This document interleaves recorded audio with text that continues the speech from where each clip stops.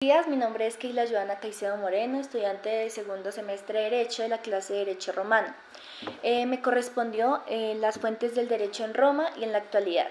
Primeramente, en este trabajo quiero lograr encontrar una diferencia entre las fuentes del derecho en Roma con las de la actualidad, ya que cambian algunos de sus aspectos. Más que todo, según lo investigado, en la realización de mi trabajo enfaticé su significado, llegándolo a igualar en dicha forma y encontrándole así un tanto de similitud y un significado, pues claro está, en un diferente contexto de tiempo.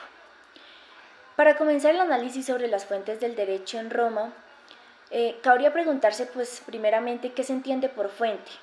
Según las investigaciones a las que me enfaticé, una fuente es el principio o origen de una cosa, el lugar donde nace o se produce algo, es el principio y fundamento de algo que se quiere lograr entender.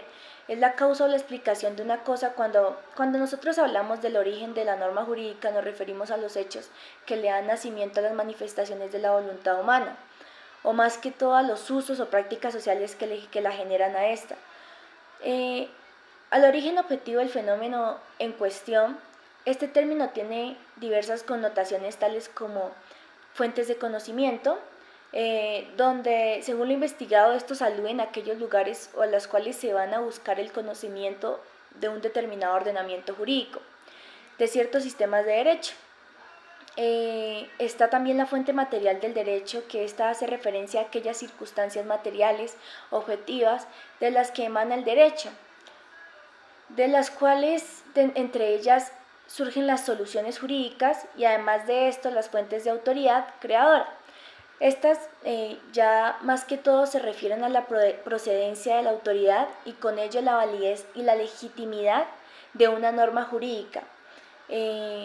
También se dice que esta concede a la Constitución un valor imperecedero como documento legislativo de mayor jerarquía, lo que hace que el resto de las normas subordinadas que puedan ser por delegación en el caso de la Constitución, como bien le decía al inicio.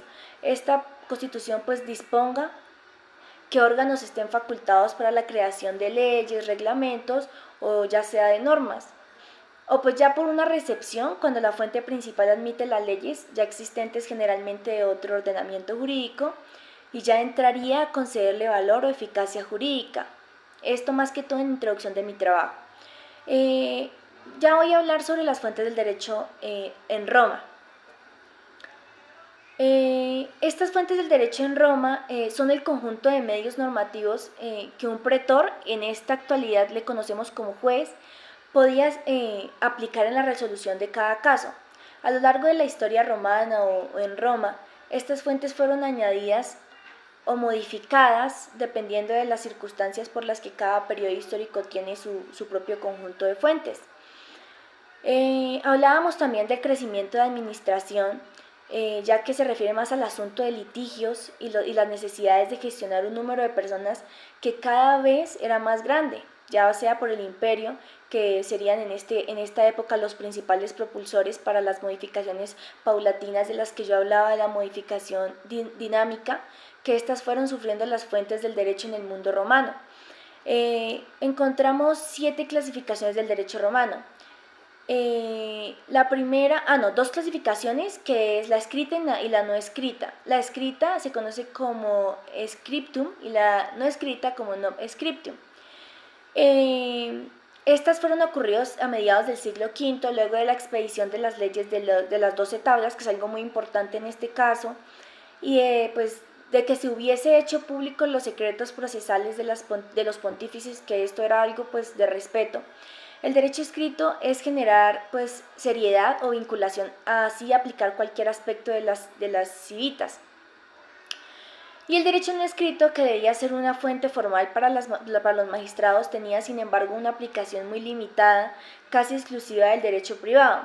Ahora sí entro a que en total son 7 las fuentes del derecho romano a lo largo de toda su historia. En orden, como principal está la costumbre, segundo está la ley, tercero los plebiscitos, 4 los edictos, siguen las constituciones imperiales, le siguen los jurisconsultos y por último los senadoconsultos de la división histórica. Esto en el derecho romano. Aunque según estas fuentes o estos 7 principales que investigué, podemos hacer una lista bastante completa de todas las fuentes que tuvo el derecho romano, lo cierto es que según estas fuentes difirieron en su alcance y uso a lo largo de toda la historia romana. Así, por ejemplo, a finales del imperio no existirían los comicios, o hasta el llegado al principado no se crearían aún las constituciones imperiales, según pues estas constituciones. De aquí que se haga importante, además de las fuentes, tener un criterio claro de los periodos históricos en los que estos estuvieron o tuvieron bastante aplicabilidad. Y pues estas que tuvieron bastante aplicabilidad fueron las fuentes durante la monarquía, las fuentes durante la república y las fuentes durante el imperio. Ya hablando de las fuentes del derecho en la actualidad, ya haciendo esa tanta diferencia o esa tanta similitud, en la actualidad se conoce como fuentes del derecho a los actos, eventos y tradiciones pasadas. Pasada se refiere, pues claro, en Roma, de lo que ya veníamos hablando, que sirven para la creación, las modificaciones o la extinción de normas jurídicas, o ya sea de leyes como regla general de las principales fuentes del derecho. Entre ellas fueron la religión y las costumbres. Se dice que de ahí se emanó la moral que fuese tratada y estudiada por la ética y luego por el derecho. En los países con derecho escrito, se dice que las fuentes del derecho son generalmente encontradas en tratados internacionales, en constituciones, en leyes, en reglamentos. Estas, a través de la evolución histórica del derecho, de las que hablábamos en Roma, y en la actualidad se admite como fuentes formales principales la costumbre jurídica, ya que se conoce como el precedente judicial de la jurisprudencia o el acto normativo de una constitución, de resoluciones, leyes, normas, decretos, etc. Aquí hablamos más que todo de las fuentes reales o materiales. Las fuentes reales o materiales en la actualidad son la causa o fuerza creadora del derecho, es decir, son todos aquellos factores sociales que directamente o indirectamente influyen en la génesis, que quiere decir la modificación o la derogación del derecho. Se les conoce como fuentes materiales específicamente por la relación en la vida real y social del individuo, ya que tenemos procedencia a cambio. Por ejemplo, la vida económica, la pobreza, los delitos que se le adolecen, que es decir, que se le culpan o que se le entienden a la persona en un dicho tiempo, la implementación de la tecnología, las marchas sociales, etc. Como otro ejemplo está el nacimiento de la criptomonedas, que fue anterior al nacimiento de las normas que actualmente tratan de regular su uso. En el año 2008 surge pues por primera vez el Bitcoin. Esto pues en fuentes reales, ya que es un cambio en la sociedad que se está llevando dinámicamente en la utilización de las personas. Esto trae pues varios conceptos en la actualidad, no solo en la actualidad jurídica, sino social. En las fuentes formales del derecho son las formas más que todo como el derecho se manifiesta, es decir, son la expresión que adquiere el derecho positivo.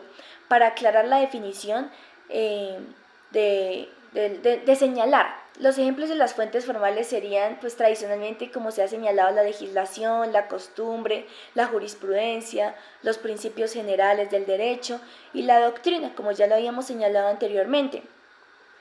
La legislación y el Estado, a través de sus instituciones, crean un cuerpo normativo llamado legislación, el cual es el conjunto de normas jurídicas estructuradas y aplicables al caso concreto. Esta es la principal fuente formal del derecho, ya que ella se contiene y reconoce otras fuentes del derecho. En esta fuente se encuentra la Constitución, las leyes federales, los tratados internacionales, las leyes locales, los reglamentos, etc. Si bien es escrito o si bien es cierto que la legislación es la fuente formal del derecho más importante, la costumbre es la fuente del derecho más antigua, por eso estaba entre las primeras más importantes, porque es de las más antiguas y de las más usadas. Esta, o sea, la costumbre es una conducta repetida que se da de forma espontánea, la cual históricamente ha servido para que los pueblos puedan convivir hasta que se adquiera cierta complejidad y que en esta aparece la necesidad de fijar normas jurídicas escritas. Es decir, de la costumbre se adquiere las normas escritas como fuente del derecho, no se debe confundir con las reglas sociales de convivencia, simple y llanamente, para diferenciar la costumbre como fuente del derecho. La debemos entender como aquella conducta repetitiva o dinámica con un sentido de obligatoriedad hacia nosotros como personas, a lo que se denomina costumbre jurídica.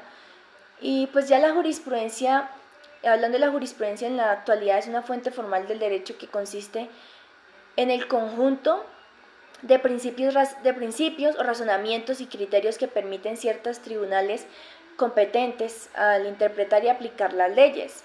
Es más que todo algo social. Haciendo un aludimiento, una conclusión frente a estas dos fuentes del derecho, ya conociendo y adentrando más dentro de las fuentes del derecho podemos conocer los orígenes de las normas.